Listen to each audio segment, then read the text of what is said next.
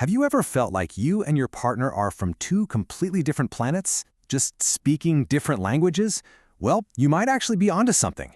Today we're cracking open one of the most famous relationship guides ever, John Gray's Men Are From Mars, Women Are From Venus. To really get the core idea of this book, we've got to see it in action first. And the author, John Gray, he shares this really personal story that basically sparked his entire theory. It's a moment that, I bet, is going to feel pretty familiar to a lot of us. Oof! Imagine hearing that from your partner. This was the absolute turning point for John Gray. These were the words his wife, Bonnie, threw at him in the middle of a huge fight. It's so raw, so powerful, but the story of what led up to this moment, that's the key to everything. So here's the scene. They've just had a baby, right? So they are beyond exhausted. Bonnie's recovering from a really difficult delivery. She's in a ton of pain. And while John is at work, she runs out of her pain medication. She spends the entire day just suffering, stranded in bed, trying to take care of a newborn all by herself. So when John finally gets home, he basically walks right into a hurricane. Bonnie is understandably incredibly upset, but he has no clue what's happened.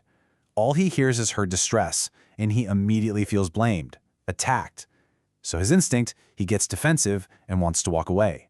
But from her side of things, in her moment of greatest need, the man she loves is just deserting her. It's a classic, painful misunderstanding.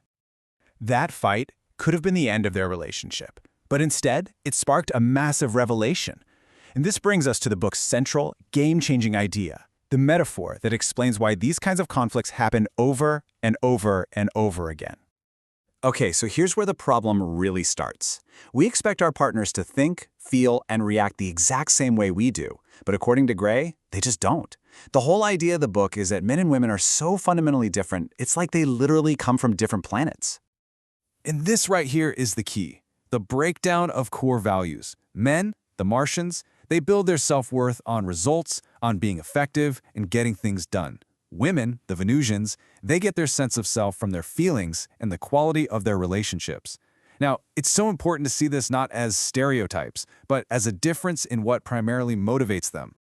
So let's take a closer look at Mars. A Martian feels good about himself when he can figure out a problem on his own. Autonomy is everything.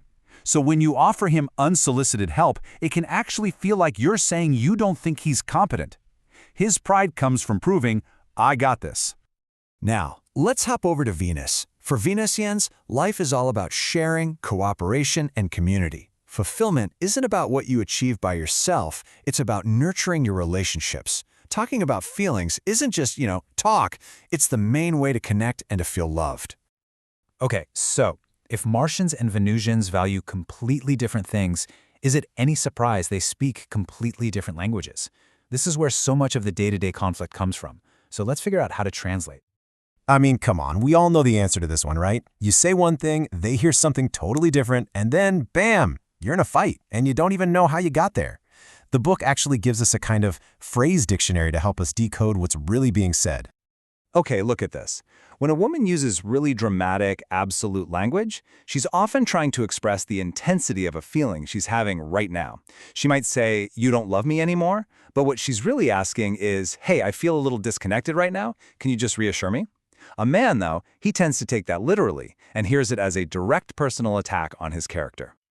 And this just brilliantly shows the other side of the coin. When a man is stressed, he uses short, clipped language. Phrases like, "I'm fine," or "it's nothing." That's his code for, "I need some space to work this out on my own, please trust me." But a woman can easily hear that as total rejection, like he's shutting her out and doesn't value her input. So this brings us to how men and women handle stress and intimacy. It's not just what we say, it's how we process our emotions deep down. And these are natural, predictable cycles that can cause total chaos if we don't get what's going on. First up, the famous Martian cave. When a guy is overwhelmed or stressed, he instinctively retreats into this mental space to focus on a solution. He needs to be alone. Now, for a woman who connects by talking, this can be terrifying. Her attempts to help him by talking about it actually feel like an invasion to him, which just makes him retreat even deeper into the cave. In contrast, a woman's emotional state is described like a wave. Sometimes she's on top of the world. Other times she sinks down into a well of really turbulent, overwhelming feelings. And when she's in that well, she doesn't need a man to jump in and fix her problems. What she needs is for him to just listen, with empathy, so she can feel heard and find her own way back up. And then you've got the intimacy cycle, which the book compares to a rubber band. This is so important.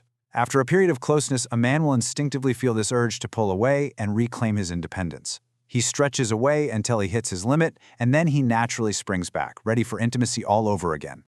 But for a woman, seeing him pull away can feel like pure rejection. So her first instinct, and it's a totally natural one, is to panic and chase after him, trying to close that distance. But this is actually counterproductive, because it stops him from ever feeling his own need to come back. By chasing, she accidentally sabotages the very thing she's trying to protect. So, with all these massive differences, how on earth do we make a relationship work? Well, this final part is all about the practical, actionable advice for bridging that Mars-Venus divide. And here it is, the big secret. The goal is not to make your Martian act like a Venusian or the other way around. Real, lasting peace and passion come from learning to speak each other's language and honoring what the other person fundamentally needs. It's about respect, not trying to change them. So for women, this means learning how to ask for support in a way a man can actually hear. First, timing is everything. Don't ask for something big when he's deep in his cave. Second, your attitude matters. Make it a request, not a demand. Keep it brief. Long explanations can sound like you don't trust him. And finally, be direct. No hinting. Just state what you need, clearly. So, what does this all boil down to? For the guys, the work is learning to just listen when she's upset without that pressure to fix anything. Just listen. For women, it's about learning to trust him and give him space when he pulls into his cave, knowing it's not about you. The ultimate goal here is a relationship where both people feel seen, heard, and can win together. You know, at the end of the day, this book suggests that love doesn't have to be a battlefield. It's more like being a tourist in a foreign country. You wouldn't get mad at the locals for not speaking your language, right? You'd buy a phrase book. So maybe the path to a better relationship isn't about changing the destination, but just learning how to read a completely different map.